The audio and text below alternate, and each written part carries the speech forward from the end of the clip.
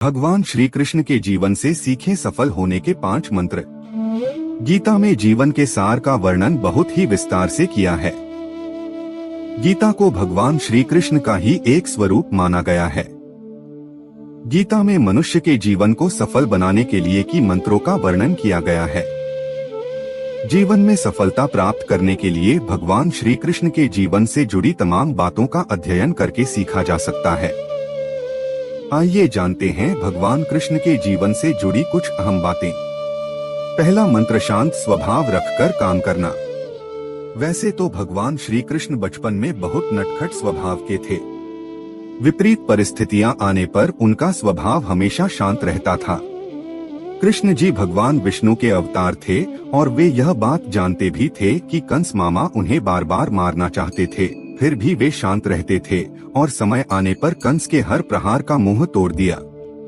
इससे सीख मिलती है कि कठिन समय में भी अपने शांत स्वभाव का त्याग नहीं करना चाहिए। दूसरा मंत्र, साधारण जीवन जीना। भगवान श्री कृष्ण हमेशा साधारण जीवन जीने में विश्वास करते थे। गोकुल के राजघराने में परविश होने के बावजूद वह अन्य सामान्य बालकों के साथ रहते, खेलते और घूमते रहते थे। उन्हें कभी भी अपने राजघराने का घमंड नहीं था।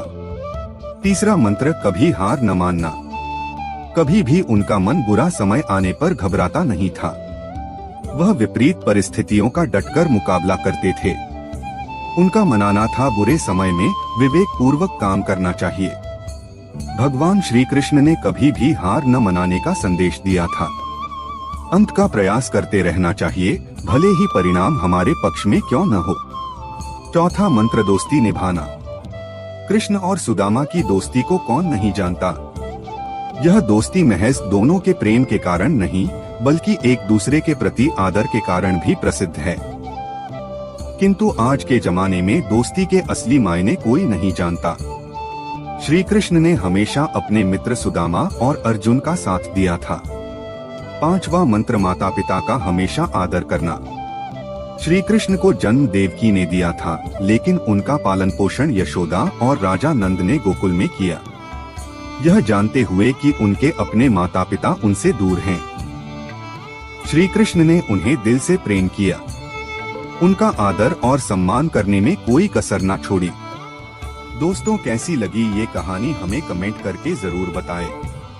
और भी बहुत सारी हिंदी नैतिक कहानियाँ, नैतिक शिक्षा की कहानियाँ, मोटिवेशनल कहानियाँ, अच्छी कहानियाँ और प्रेरणादायक कहानियाँ पढ़ने के लिए यहाँ विजिट करें।